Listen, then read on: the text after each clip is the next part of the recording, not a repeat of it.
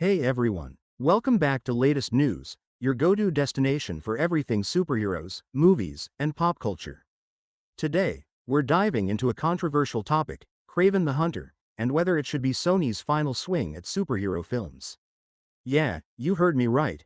Sony's latest addition to the Spider-Man Universe, starring Aaron Taylor Johnson as Kraven, is raising some serious eyebrows. Some are calling it bold, while others, not so much. So, let's break it down. What went wrong with Kraven the Hunter, and should Sony pack it in and leave the superhero world to the experts like Marvel and DC? Let's get started.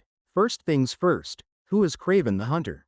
Comic book fans will recognize him as one of Spider-Man's most iconic villains. Kraven isn't your typical supervillain. He's complex, ruthless, and driven by a moral code that's just twisted enough to make things interesting. The movie, directed by J.C. Chander, takes us deep into Kraven's origins. We see Sergei Kravenov, a young boy from a wealthy but cold family, grow into an antihero with one mission: to rid the world of corrupt men like his father.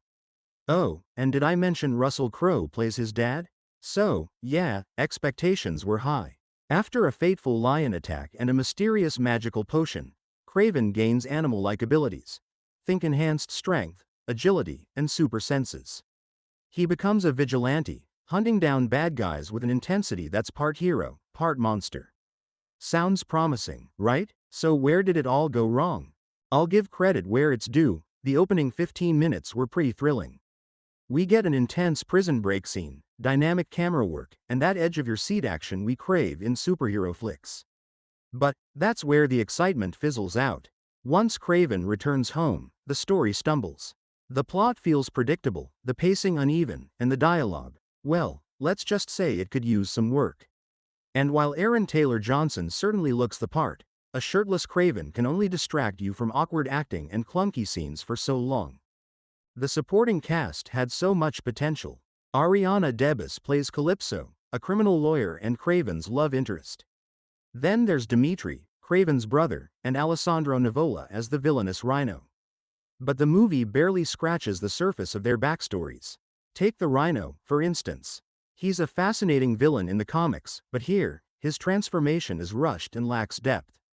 And Dimitri? We know Kraven feels guilty for leaving him behind, but their relationship feels underexplored, making it hard to care about their reunion. So, what's the verdict? Kraven the Hunter feels like a missed opportunity. The idea of exploring a morally complex character in a gritty, grounded way could have worked, but poor execution dragged it down. Sony seems to be chasing Marvel-level success without capturing the magic formula. While 2017's Venom had a surprising charm and audience appeal, recent attempts like Madam Web and now Kraven suggest it might be time for Sony to reconsider its approach to superhero films. Here's the big question: should Sony keep trying, or should they leave the superhero game to Marvel and DC? After all, creating a shared cinematic universe isn't easy.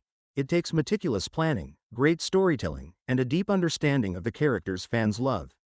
Sony has access to some amazing Spider-Man-related characters, but it needs to deliver quality over quantity. Otherwise, they risk tarnishing the legacy of these beloved characters. So, what do you think? Is Kraven the Hunter a one-off misstep, or should it be Sony's final attempt at superhero movies? Let me know your thoughts in the comments below. Don't forget to like, share, and subscribe for more deep dives into the world of superheroes. Until next time, stay super.